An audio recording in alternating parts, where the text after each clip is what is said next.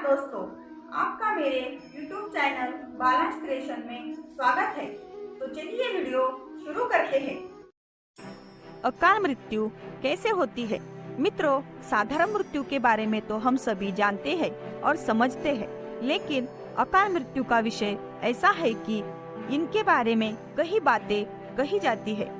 गरुड़ पुराण के 7वें अध्याय में लिखा गया है कि अगर कोई जीव भूख से तड़पकर मर जाता है या किसी हिंसक जानवर द्वारा मृत्यु हो जाती है या फिर जहरीला पदार्थ सेवन करने से या फिर जल में डूबने से किसी मनुष्य की मौत हो जाती है, तो ऐसे मनुष्य को अकाल मृत्यु की श्रेणी में रखा जाता है। अकाल मृत्यु क्यों होती है?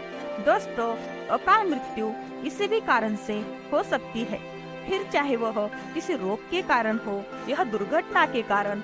ऐसे में मनुष्य अक्सर यही सोचता है कि उनके साथ ये नहीं हुआ होता तो शायद उसकी मृत्यु नहीं होती, परंतु अकाल मृत्यु का कारण अनेक जन्मों में किए गए दुष्कर्मों को बताया गया है। गरुड़ पुराण में इसी प्रसंग में गरुड़ जी ने श्री हरि से यह प्रश्न पूछा था, जब वेदों में मनुष्य की उम्र 100 साल निश्चित की गई है तो उनकी अकाल मृत्यु क्यों हो जाती है? धर्म कार्यों के लिए शक्ति नहीं होती है या फिर उसका शरीर उसे धर्म कार्य करने की इजाजत नहीं देता। इसके अलावा जब कोई इंसान अपनी इच्छा से धर्म कार्यों को त्याग देता है तो पृथ्वी पर उसके जीवन की अवधि कम हो जाती है।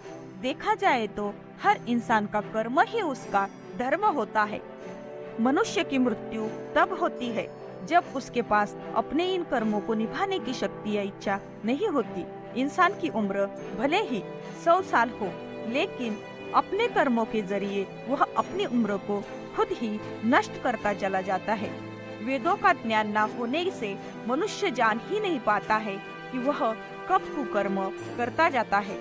इसलिए हर मनुष्य को धर्म और अधर्म के बारे में अवश्य जानना चाहिए। मृत्यु के बाद आत्मा का क्या होता है? गरुड़ पुराण में विष्णु जी यह भी कहते हैं कि मनुष्य के जीवन के 7 चक्र निश्चित है। अकाल मृत्यु को प्राप्त होने वाले जो मनुष्य इस चक्र को पूरा नहीं कर पाते, उसे मृत्यु के बाद भी कई प्रकार के कष्ट भोगने पड़ते हैं।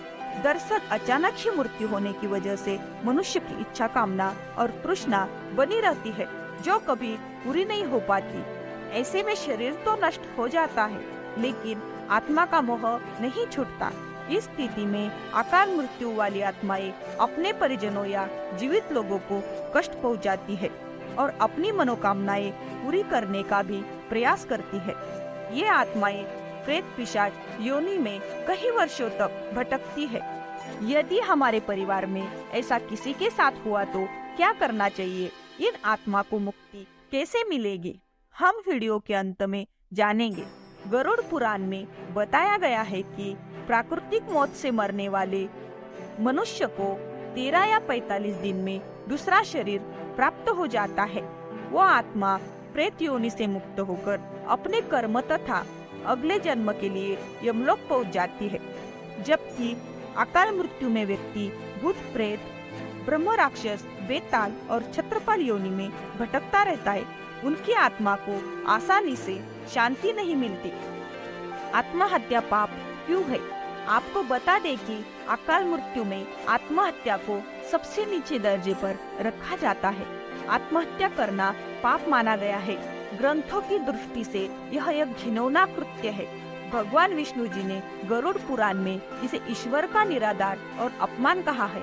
वह कहते हैं कि आत्महत्या करने वाले मनुष्य की आत्मा पृथ्वी लोक पर तब तक भटकती रहती है जब तक कि वह प्रकृति द्वारा निर्धारित अपने जीवन चक्र को पूरा नहीं कर लेती। ऐसी आत्मा को ना तो नरक लोक में जगह मिलती है और ना ही स्वर्ग लोक में। ऐसी आत्मा को मरने के बाद भी सबसे कष्टदायी स्थिति से गुजरना पड़ता है। यह आत्माएं अपनी तमाम इच्छाओं की पूर्ति के लिए अंधकार में तब तक भटकती रहती है जब तक कि उनका जीवन चक्र पूरा नहीं हो जाता। क्योंकि यदि मनुष्य आत्महत्या करता है तो उसके कर्म और उस शरीर का ऋण पूरा नहीं होता। इसलिए आत्महत्या नहीं करनी चाहिए। अकाल मृत्यु से बचने के लिए मंत्र। भगवान विष्णु बताते हैं कि अकाल मृत्यु प्राप्त मनुष्य के परिजनों को नदी या तालाब में तर्पण करना चाहिए। साथ ही मृत्यु आत्मा की इच्छा की पूर्ति के लिए पिंडदान और दान पुण्य जैसे सत्कर्म करने चाहिए ताकि उनकी आत्मा को जल्द ही मुक्त मिल सके। यह सत्कर्म कम से कम 3 से 4 वर्षों तक करना चाहिए, तब जाकर कहीं अकाल मृत्यु आत्मा को मुक्ति मिल पाती है और उनके नए जीवन की शुरुआत होती है। मित्रों, अकाल मृत्यु से बचने के लिए हमें अच्छे कर्म करने चाहिए और दान पुण्य भगवान की प्रार्थना करनी चाहिए, क्योंकि प्रार्थना में भाग्य को बदल देने की शक्ति होती है।